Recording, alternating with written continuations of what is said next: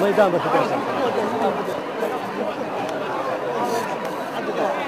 يا طارق ليش شبرت على راسي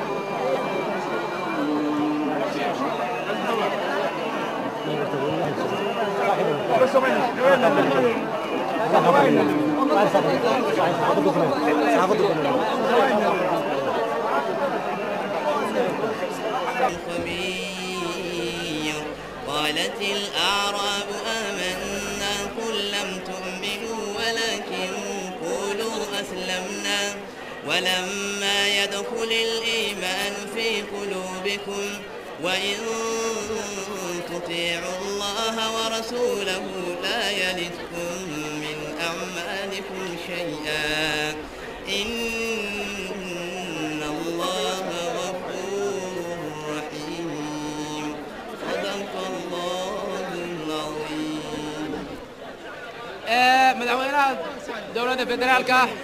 مدحوينها دولة بونتلاند اسمها دولة بونتلاند وعقرتك بونتلاند مشرحين بونتلاند أقويانك علماء دينك أوينك ورد iyo dhammaan ka soo qaybgalayaasha munaasabadda qaaliga ee caleemasaarka boqorka daarood boqor Cabdullaahi boqor Muuse anigoo ku hadlaya magacayga iyo magaca golaha deegaanka ee shacabka degmada Qardho waxaan idinku soo dhaweynayaa salaanta islaamka assalaamu calaykum wa rahmatullaahi wa barakaatuh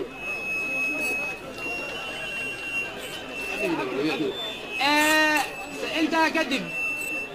waxaan mar labaad idinka mahad celinaynaa naabilaada iyo imaanshaha aad nagu sharafteen inaad ka soo qayb gashaan caleemasaarka boqor Cabdullaahi boqor Muuse idinkoo meelo dheer ka yimi arrintaasna waxa weeye mar labaad iyo mar saddexaad waa idinka mahad celinaynaa intaas wixii ka dambeeya waxaan ku wareejinayaa munaasabadda ciidda maamulaysa anigu waxaan ku hadlayaa magaca shacabka Qardho dhammaan waxaan idinku sharfaynaa soo dhaweyn wanaagsan iyo sharaf wanaagsan soo dhawaada ayaan idin leenahay dhammaantiin gudoomiye Cismaan aad buu mahadsan yahay waxaan u yeerayaa Cismaan Xaaji Nuur si uu soo jeediyo ereygii qabanqaabada iyo hawshii laga soo maray munaasabada tan quruxda badan oo aynu maanta isugu niyay Cismaan Xaaji Nuur ku soo dhawow